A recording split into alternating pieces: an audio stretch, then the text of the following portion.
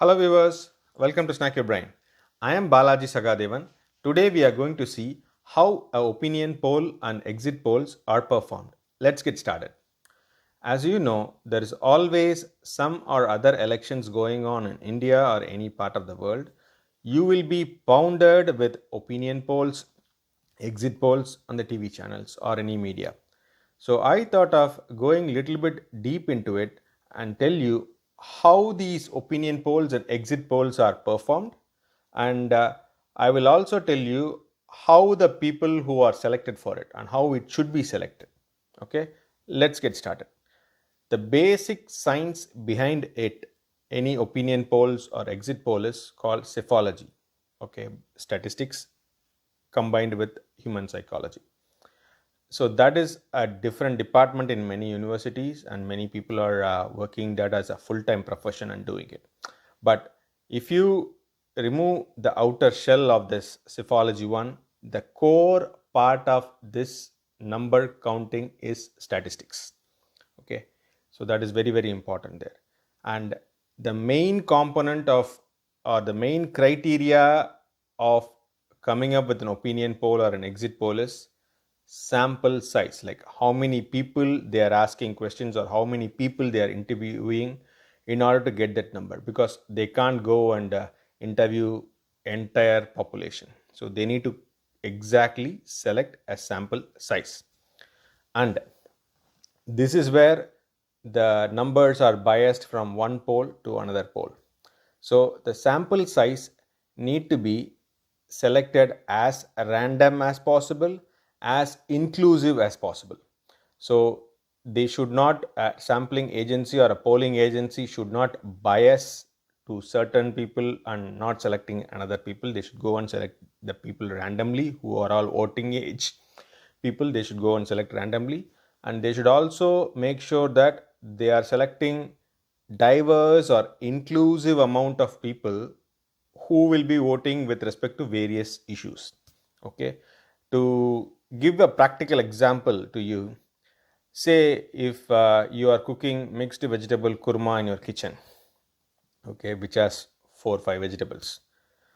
Once that kurma is done, if you want to taste that to see if the cooking is done or it is well cooked, you are going to select a spoon. You are going to take a spoon and sample it out and taste it.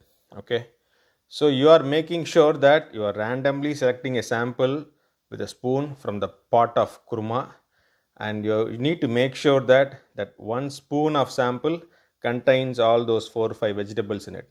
So you need to select it randomly, and also you need to select it in such a way that all your ingredients in your pot, kurma pot, is represented in that spoon. So that is how a sampling should be done. I just thought of explaining this to you in a very practical way, so that you get the idea behind the sampling. And this is where the numbers are different, and there is a big diversity within a state or within a country. So all those factors need to be taken care into this sampling. That is exact thing where many people go wrong, and that's where your error percentage comes in. So if your sample size is not good, your error is more. Okay, so that is key thing that they need to see. Second thing is with respect to what kind of methodology that they use for this kind of this kind of opinion polls or exit polls analysis. So the basic thing or the simple way that they use is hypothesis testing. So a TV channel or a media goes out there, and by assuming that their null hypothesis or their primary hypothesis is this candidate will win, and they go to the people, they ask questions. The alternate to that is this candidate will not win. So a TV or a media goes to the public, asks a direct questions by either assuming that a candidate A will win or a candidate A will not win. This kind of polling will be successful or will be accurate only if it is limited within a specific pool of audience, like specific constituency or a specific group of people kind of thing. So this is one thing, and they need to do it for every constituency. Then only you can accumulate the results. So that is done. And the second kind of methods which is widely used nowadays is regression model. This regression model is now becoming very advanced. They call it as a mode mapping in some media. They call it as linear regression model. One of the simple most regression model, complex regression models are there. This is mostly like asking the people on what issues that matters you most in voting, and after collecting the response, they will form an equation with that, like a mathematical equation. Then they will try to predict, like plugging in the values for each and every issues, putting a weightage for each and every issues. They'll try to predict which candidate is going to win, which candidate is going to lose. That is one model. So this is taking an opinion poll from a single constituency or from a single group of people. Projecting it to the whole state or the whole country on who will win, who will not win, is even more difficult task. Okay, in a bipolar system like USA, we can use a cube rule, a method called cube rule, by which you can predict who will win, who will lose.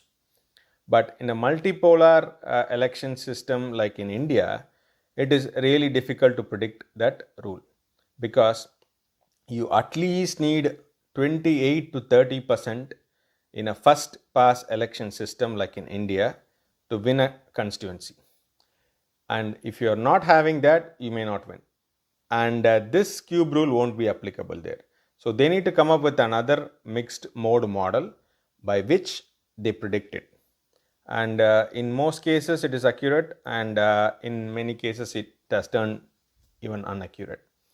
The one big poll that went totally wrong was 2016 US election, where every media in USA were predicting Hillary Clinton will win, but the result was other way. Okay, so this is how things go. And if you have learned anything from this video, please do comment, and do share this video with your friends, and do subscribe to Snack Your Brain. Thank you and have a nice day.